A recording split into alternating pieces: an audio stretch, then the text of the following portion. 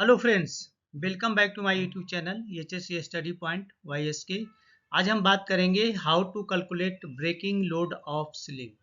तो breaking load of ceiling को calculate कैसे करते हैं उसके बारे में जानेंगे। याद रखें कि ये formula breaking load of ceiling निकालने का है, ना कि SWL ऑफ सीलिंग निकालने का है।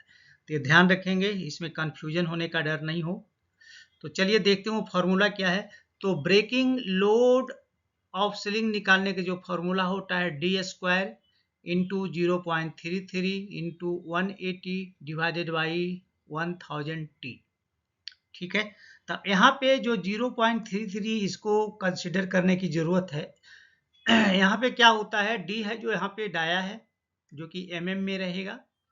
0.33 हमें तब लगाना है जब यहाँ पे सीलिंग का जो कोर है वो जूट कोर हो, और 0.35 हम तब लगाएंगे जब in case of steel core हो। सीलिंग का जो कोर है वो स्टील का है तो 0.35 होगा, और अगर जूट कोर है तो 0.33 होगा। तो ये है जो मेन चीज़ है, इसको जानना जरूरी है। चलिए अब यहाँ पे हम कैलकुलेट करते हैं कि ब्रेकिंग लोड ऑफ सीलिंग निकालने का एग्जाम्पल 1 और 2 देखते हैं। तो एग्जाम्पल यहाँ केस हम 1 में देखते हैं। डाया यहाँ 10 mm दिया हुआ है और जूट कोर है। तो जूट कोर है, इसका मतलब यहाँ पे हमें फैक्टर जो इसका क्या देना है 0.33। तो ब्रेकिंग लोड ऑफ सीलिंग का फॉर्मूला क्या होगा, यहाँ पे ऑलरेडी फॉर्मूला लिखा हुआ है, यानी कि D² यानी डाया का स्क्वायर इंटू 0.33 क्योंकि ये जूट कोर है, into 180 and divided by 1000 ton.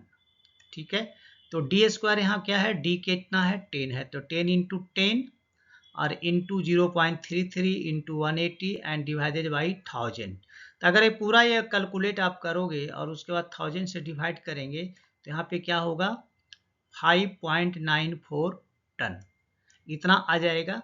अब चलिए दूसरा एग्जाम्पल के थ्रू हम देखते हैं कि केस 2 लेते हैं। यहाँ पे केस 2 में क्या होता है, केस 2 में यहाँ पे हम D सेम रखे हैं बट स्टील कोर रखे हैं यहाँ पे।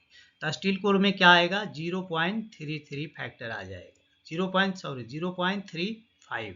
तो ब्रेकिंग लोड का फॉर्मूला हम यहाँ पे सेम वही रखेंगे, यानी कि D² इंटू 0. चूँकि ये स्टील कोर है तो यहाँ पे 0.35 रखेंगे और into 180 and divided by 1000 T हो जाएगा। T का मतलब यहाँ पे क्या है, टन से है। तो यहाँ पे हम इसका D का वैल्यू 10 इंटू 10 रख देंगे and into 0.35 into 180 divided by इतना।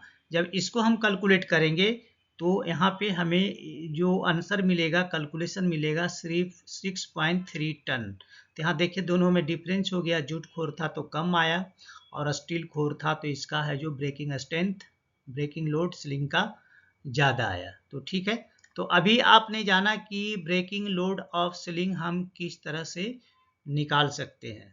तो यहाँ पे दो एग्जाम्पल के माध्यम से देखा, एक में हमने जूट कोर लिया और दूसरे में हमने स्टील कोर लेके आपको दिखाया। तो चलिए दोस्तों, मैं यहाँ पे आपसे रिक्वेस्ट करूँगा कि अगर आप हमारे चैनल पे नए हैं तो प्लीज़ चैनल को सब्सक्राइब करें, दोस्तों में ज़रूर शेयर करें और बेल आइकन को ऑल पे सेट कर लें ताकि हमारे जितने भी वीडियो रिलीज हों उसका नोटिफिकेशन आपको सबसे पहले मिले।